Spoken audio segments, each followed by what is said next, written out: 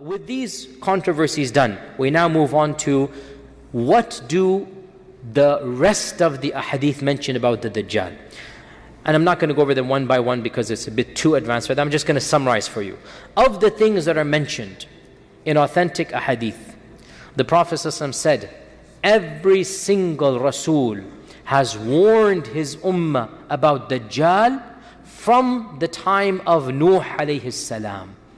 And I too shall warn you about the Dajjal. Now, this is actually very interesting for us as Muslims. Why? The Prophet ﷺ is saying the concept of Dajjal is found in all previous traditions. And guess what?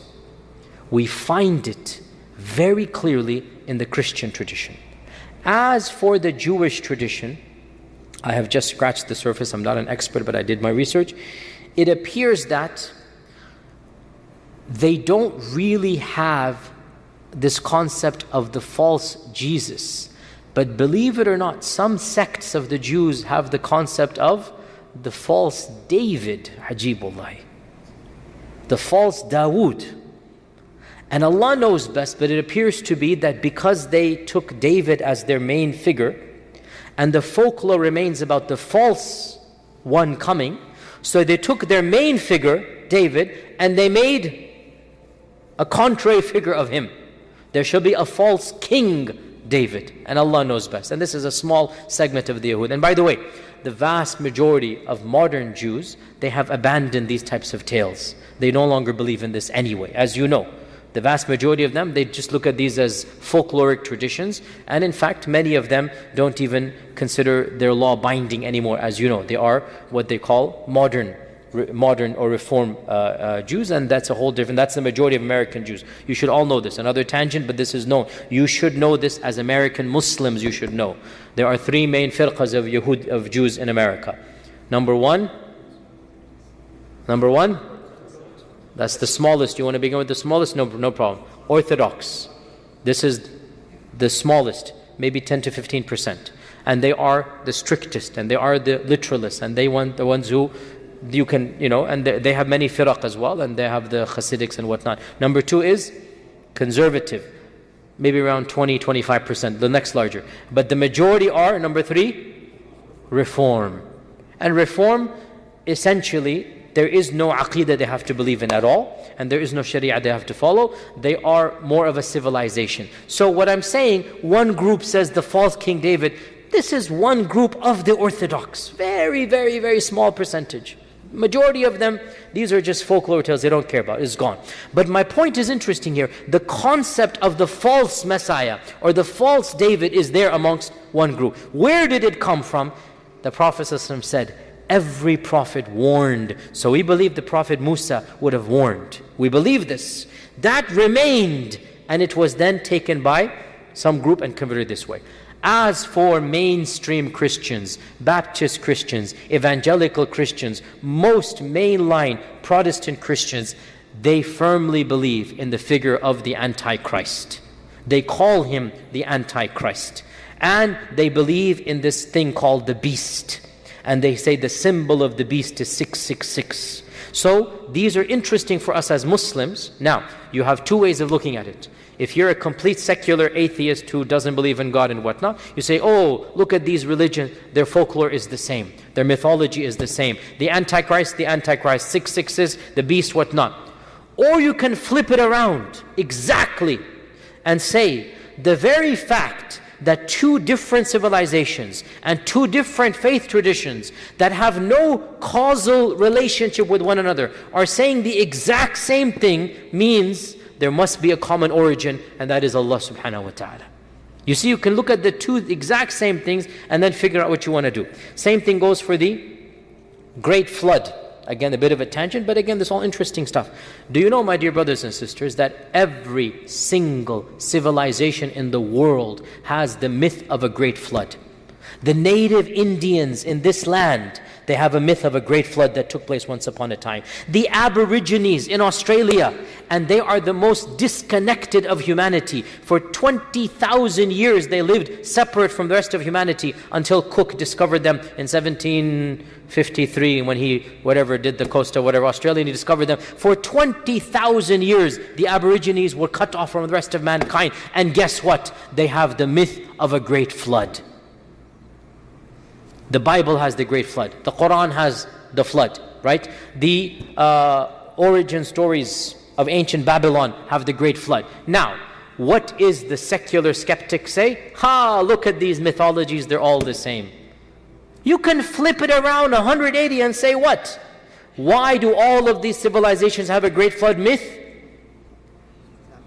Because there was a great flood. And all of these are coming from the great flood. You see what I'm saying here, right? Yani the glass is half full, half empty. The same thing can be flipped around, and rather than deny faith, you can say, but it makes sense therefore. How could the Aborigines and the native Indians both have the great flood myth? How is that even possible? Think about it. Now, true, the details are very different, right? But that's because when you pass a fact from one person to one person to one person, what happens, right? You can even try it at home. Get 10 people, right, to stand together and just do it. And you will be shocked at what you see. Even hadith narrators might find themselves to be weak. Wal-'iyadu billah. Allah al-musta'an. Internal joke. So, where was I? The great flood myth. You're all lost. I apologize for drowning you in all of this great flood myth. Something about Dajjal. Let's get back to Dajjal. The notion that every single civilization, Judaism, Christianity and Islam, it has some notion of an evil entity that shall deceive mankind towards the end of times. Isn't it interesting? Isn't it something that makes you think, right? And there are so many, these folkloric movies that are made by Hollywood, right? That, the Antichrist is going to come. There's many of these. It's in their psyche. It's in their civilization and culture. Rather than flip it around and say, mythology, we say there is a common origin. So our Prophet ﷺ said, every prophet has warned his ummah about the Dajjal from the time of Nuh alayhi salam. He also told us that I shall tell you something that nobody has told before me. So he's going to give an interesting fact that no prophet before has mentioned. Now, by the way, I find it interesting personally that if you look at the folklore of the non-Muslims, the Christians, they also have in their folklore that the Dajjal shall be born to a family that is righteous overall and is praying for a child for a long time.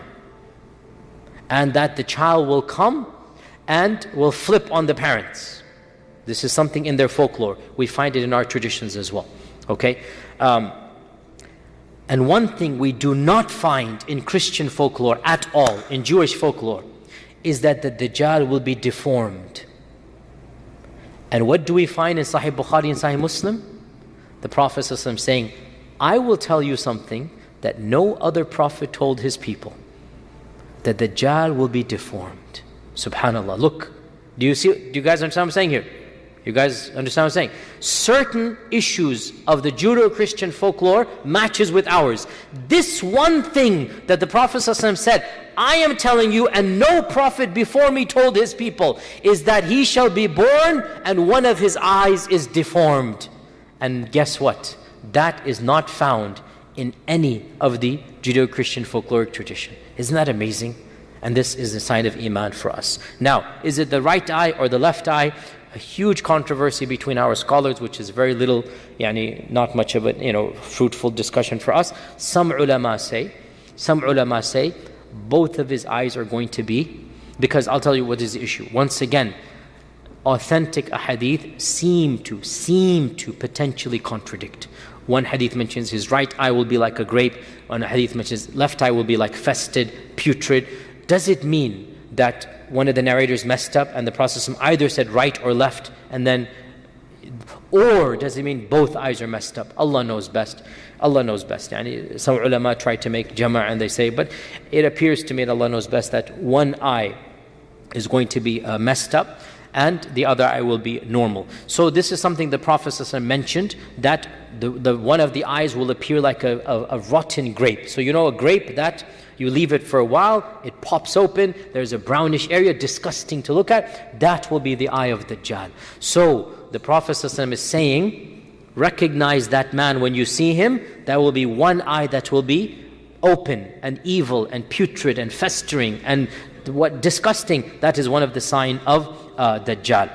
Another sign is that the Dajjal will appear like a young man. So he's not going to be an old person. He will appear like a young man. Yani 20, 30 years old. He's not going to be 50, 60, 70. His shakl, his facial features will be that of a young man. Another sign, the Prophet ﷺ mentioned that the Dajjal will have curly hair. So he's not going to have straight hair. He's going to have curly hair. Okay? You don't need to look at your fellow friends and measure him. Whatnot. Calm down, bro. Bismillah. Let us pray none of your friends are Dajjal, or else that makes you the supporter of Dajjal. So look at it that way. When you make fun of your friend as a potential Dajjal, you become the supporter of the potential Dajjal. So be careful who you make fun of. So another sign is that the hair is going to be curly. And one of the signs that we are all aware of, the Prophet ﷺ said, every Muslim with an ounce of Iman shall recognize the words kafir written on the forehead of Dajjal. Now this sign is a sign of Iman. It is not a physical sign, because the kafir will see Dajjal and not see anything. Right? It is something that Allah will give to the believer. This is the eyes of the qalb, not the eyes of the heart, not the eyes of the physical eyes. So the mu'min will see the Dajjal and will see written on him kafir, and then to emphasize the point, the Prophet ﷺ spelled it out. Kafara will be written. Kafir will be written on his forehead. So this is something that is also authentically mentioned. As well, our Prophet ﷺ mentioned that the Dajjal shall travel the whole world, will visit every city. Now, when something mentions in the Quran everything or every city or every issue, some people want to interpret this literally, that every single small village shall be visited by Dajjal. We need to understand the word kullu in Arabic. We should know this as Arabic. The word kullu does not necessarily mean the English every. It can mean a lot of. It can mean a lot of. And it can mean every. You understand? So the word kull in Arabic does not necessarily mean every in English. It could also mean a lot of. And we know this from the Quran and Sunnah. Allah says in the Quran, تُدَمِّرُ كُلَّ شَيْءٍ بِأَمْرِ رَبِّهَا. The wind of Thamud destroyed everything. But it's not everything. Did the wind that was sent to Thamud destroy the rest of the world? But Allah says, كُلَّ شَيْءٍ. So the word kullu, and also وَمِن كُلِّ شَيْءٍ خَلَقْنَا زَوْجَيْنِ. This is one of those things that, if you some people leave Islam, the murtads, for the most trivial reasons, because their own ignorance doesn't understand the Quran. When they don't understand the Quran, they end up rejecting Islam. And I've read online one of the famous murtads who is rejecting Islam and making fun of it. He goes, look, the Quran says, وَمِن كُلِّ شَيْءٍ خَلَقْنَا زَوْجَيْنِ, and the amoeba is not zawjain. Because of this he becomes kafir. And I say his mind is the size of an amoeba. That's why he became kafir.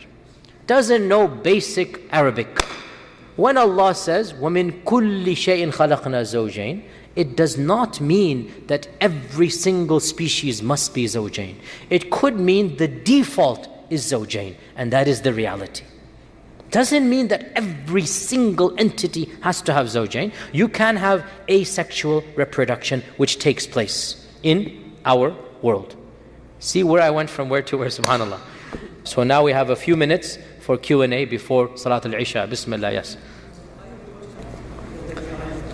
So this is a very good question by our brother, that how, if we say, according to Shaykh Rashid Rida and others, if we say that the hadith of Tamim ad-Dari is not authentic, how did it happen? Did the Sahaba, astaghfirullah, mess up? We have to realize the average chain of narrators between Imam Muslim, Imam Bukhari, and the Prophet is 6 people. Don't jump right at the Sahaba. There's plenty of people in the middle where, and this is actually well known for those who study hadith, sometimes the 3rd, 4th narration, and this is very common. He might have heard something from someone, and when years go by, he assumes he heard it from a narrator of hadith, and he then projects it mistakenly. Mistakenly, he projects it to a hadith, and it's not a hadith. Okay? And this is the job of the more discerning scholars to sift through. And that's why I said, do we even want to open this door? And I said the majority did not open this door, which is why they considered the hadith of Tamim to be authentic.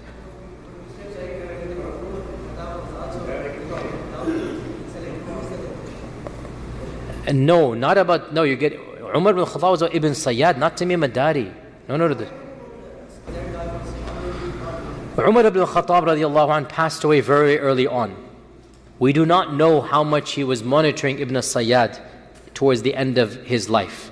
So Allah knows best. Umar ibn Khattab, he passed away as we know, in the 12th year of the Hijrah, 13th year of the Hijrah. Ibn Sayyad lived many years after this.